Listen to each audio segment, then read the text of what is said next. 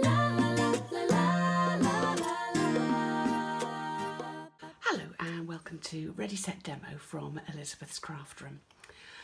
Today is a little bit of a training video to talk about making time to build your business and things to think about when you want to build your business.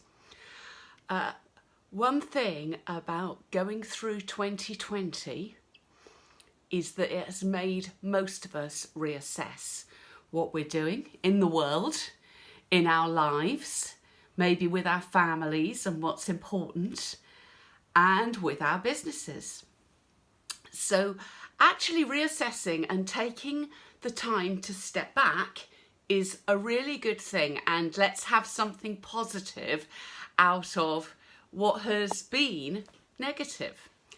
So if you're happy ticking along with your business as it is, if you are happy with how it's set up, that's absolutely fine. I would still say customers can come and go.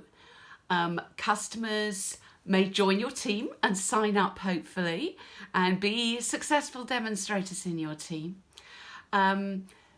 Customers can buy lots of things and not need to buy so much, although I managed to still have them buying lots after years and years and years. But that potentially is people might reach the limit of perhaps their craft storage area before the limit of their desire. So bringing new people in is always a good thing for your business. So what this is about is taking some time out from your busy life, where if in your business life you are designing and cutting and prepping and teaching and going online and doing lives and all the things that we have been doing in our businesses. And sometimes when you get into that role, it's very difficult to focus on anything other than the next task that's in front of you. And I'm definitely guilty of that. So taking a bit of time to actually think about, what do I want? So start off when you're doing this, sit down with a notepad in the sunshine if you can, or if you're in Australia, somewhere cozy, because it might not be sunny where you are at the moment. And take a notepad and have a little think. First of all, your why. Why do you run your Stampin' Up business? It may be fundamental stuff. For me, pay my bills. Maybe to build a group of stamping friends. It may be to make your minimums so you can get goodies without spending out of your own pocket. That was one of my early tasks, to make enough so that all of my stuff was free. To promote to the next level for extra freebies and rewards. To fill your existing classes so that you are working more efficiently. To share your love of Stampin' Up with others. That could be some of your why. You may have others. You know, for me, one of the things I have realised is for my customers, the process of stamping and being creative, helping their mental health and mine, is massive. That could be your absolute top priority, and that is fine as a why. So once you've had a look at those whys, that might lead you down one route or another in terms of what you need to grow. Supposing you've got great sales and the only thing that's stopping you promoting is your number of team members and, you know, getting a team member to Silver Elite. You might choose then to focus on recruiting and supporting your team as your top priority. That might be completely different to somebody who is teaching 3 classes of 3 people but actually has room around her table for 5 people. If she's doing that, then she's not working efficiently. Get 5 people around those tables. Now, that's a whole other video as finding customers, but it's actually at least trying to work out where you need to focus your precious time and energy depending on what you want your business to look like. Weaknesses and strengths. It's worth acknowledging where we're strong at something and where we're weak at something within the business. So start to think about the things you love doing, the things you hate doing. So I will share mine with you to kind of get you started, but yours might be completely different. For me, my strengths are organisation. I am very organised. I always have been. I actually enjoy organisation. I love my planners and getting things organised. I'm good at making people laugh in person, maybe not online. I don't know. Are you laughing? But in person, I am good at making people laugh. And when people come to class, my top priority has never been, can they make something? Can I sell something? It's make them laugh first. If they're laughing, they're having fun, they're going to stay. And I'm good at retaining customers. Once I get customers in, once I haul them in, I'm good at customer retention. I have lost very few customers over the years.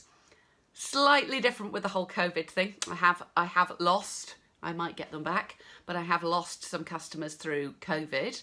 But the ones who've stayed with me have been so amazing that financially I have not lost, which is a very interesting thing to think about. Going back to, what are we learning? What are we seeing? Who is supporting us in our businesses? And that, it's good to know. We can work to that. We can work out where we are being successful and where, as my husband's saying is, are you being a busy fool? Because sometimes I will spend a lot of time doing something that actually isn't building my business. It isn't bringing in money. What am I doing it for? Is it making someone happy or me happy? That's okay too. But, you've got to look and see if there's anywhere where you are being a busy fool. We don't want to do that.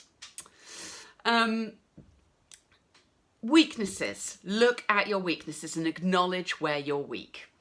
Numbers is not my strong suit. So I know that I will put off doing my monthly accounts. I will put off doing my tax return. I will, but eventually I know if I just get it done, I'll feel better. I'm not good at numbers and number analysis, but I do know that it is part of running a business. So I kind of suck it up and do it, but I also check everything twice because it's not my strong suit. I hate making telephone calls.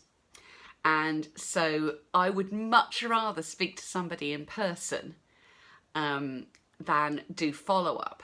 So when we are able to go back out and do outreach events again, which has been a big part of building my business, I have learned that I need to get somebody engaged then and there. Just taking their number for me is not going to be successful because I personally am not strong at doing follow-up. And so I've learned, for me, that is a weakness. You may be great on the phone and really good with engaging people on the phone.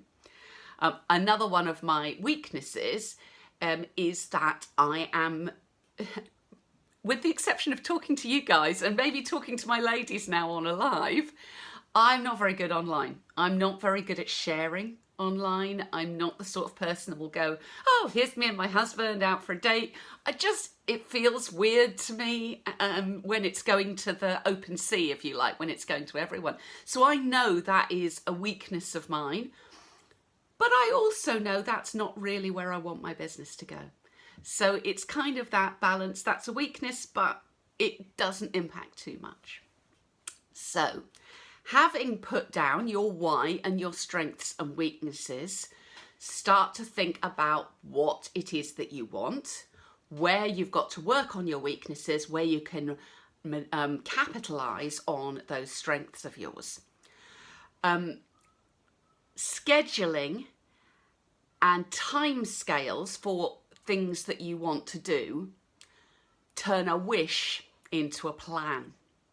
My favourite saying is, if you can dream it, you can do it. It's a Walt Disney World quote. And I totally believe it. It's why my team is called the Dazzling Dreamers. But it's all very well dreaming, but if you don't do the doing bit as well, you're not going to get anywhere with the dream. So it is the combination of having that dream, having that desire, but taking active steps to do what it is that you want to do.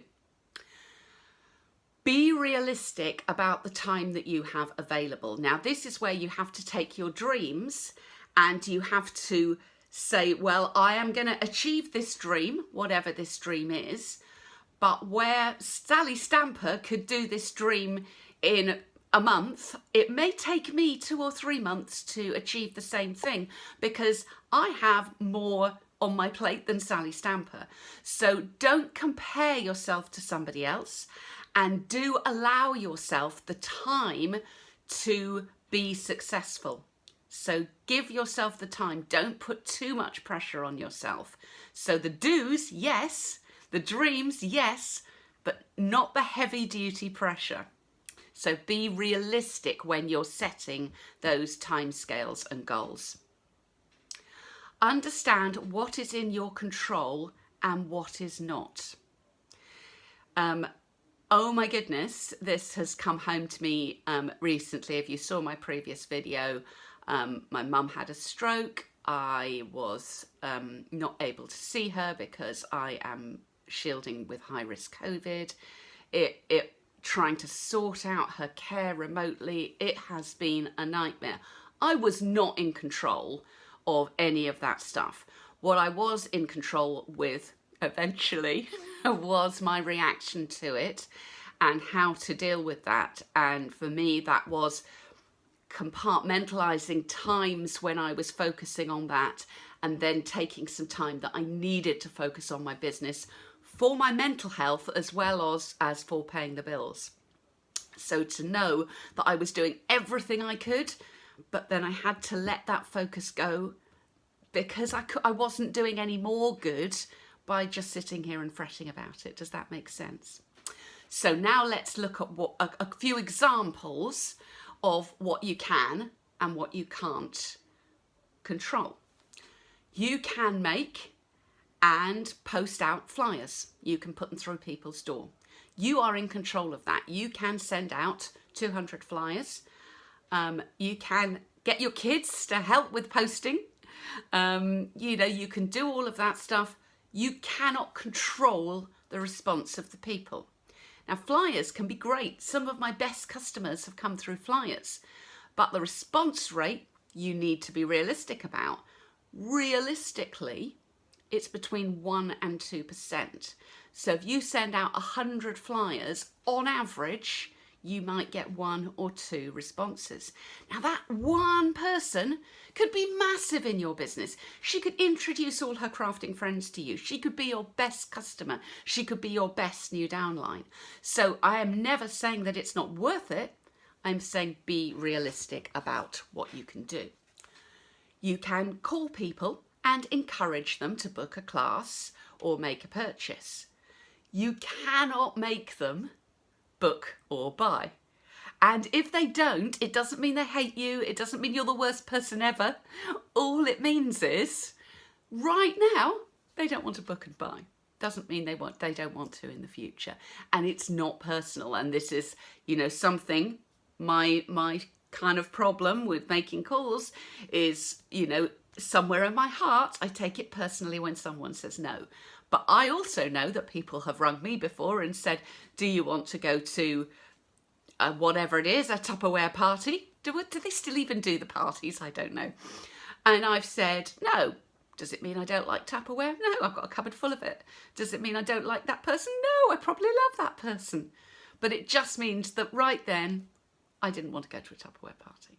So, we've got to stop beating ourselves up about the things that we consider that we are bad at.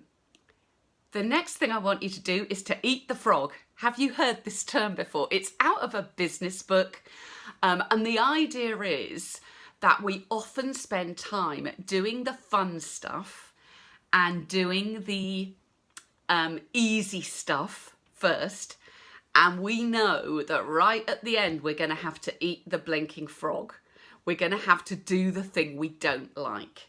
And the best thing to do when you get up of a morning, and today I'm going to be working on my Stampin' Up business, is eat the frog first. Then the whole rest of the day is going to be easier, and you're not going to have that niggle in your brain saying, yeah, but I've got to do this. Do it first. That's like me with my accounts. I now have them they're in my planner. They're on the 12th of the month. I sit down, I do my accounts for my business. And I know that that is the first thing I do in the morning on that day. It's on a Monday. I get over it. Then I've got the whole rest of the week, well, in fact, the rest of the month where I don't have to do accounts. So it kind of just eat that frog, get it done. The other thing as we go forward with our plans to build our business, change our business, tweak our business, some things won't work. Have you ever done something in your business that has worked for somebody else and didn't work for you? My experience of that is doing card buffets. I see everywhere people being successful with these. I've tried twice, and both times with my ladies, for some reason, it's an absolute unmitigated failure. This time it isn't me that doesn't like the idea. I think it's a great idea. But for some reason, my actual group of ladies don't like a card buffet. They much prefer the different sorts of classes that I run, which tend to be my regular classes and my special classes, that's with product classes. So I have stopped doing. I've learned they don't like that. And so it's okay for us to fail at something that somebody else is doing well, because it could be that just your particular demographic of customers doesn't like that. We can also usually learn from something that goes wrong.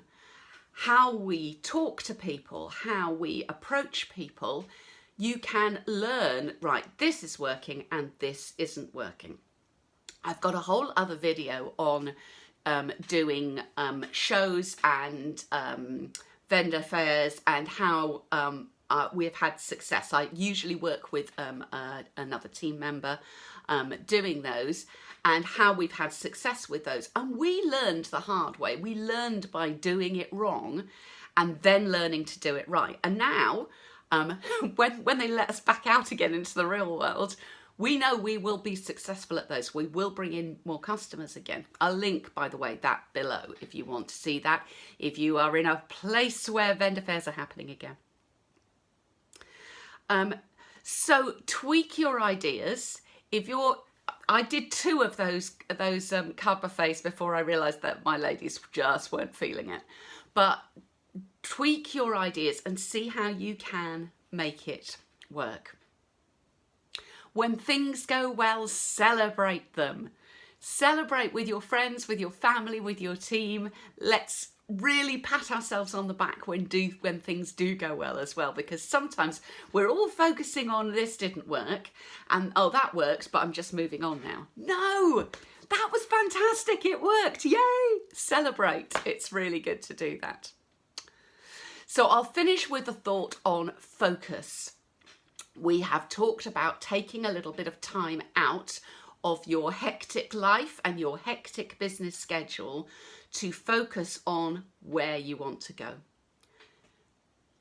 Take some time out to get yourself set up, and then allocate some time in your diary or in your planner to put the amount of time that you can afford to focus on this in your diary to say, this is my time for build.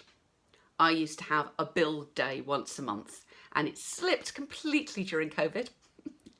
But I will get back to that. But, you know, it could be once a week. It could be once a month. It could be, you know, so many hours in the week. It could be whatever works for you. But then focus not on the thing that's in front of you, the next class, the next, but focus on where you want your business to go. So I hope you found that helpful. As I said, I will link below on the subject of vendor fairs and county fairs, country fairs, because that you might find that helpful if your desire is to find new customers. Let me know if you've got any questions in the comments below. I don't do individual coaching for everyone, as you can imagine that would be my entire job. But if you email me with questions, if I get lots of, the same sort of questions, I can come back and give you a response on that, perhaps on my next email. So thank you for visiting Ready Set Demo from Elizabeth's Craft Room today. I'll be back soon with another class for you to teach. Take care, my demo friends. Stay safe. Bye.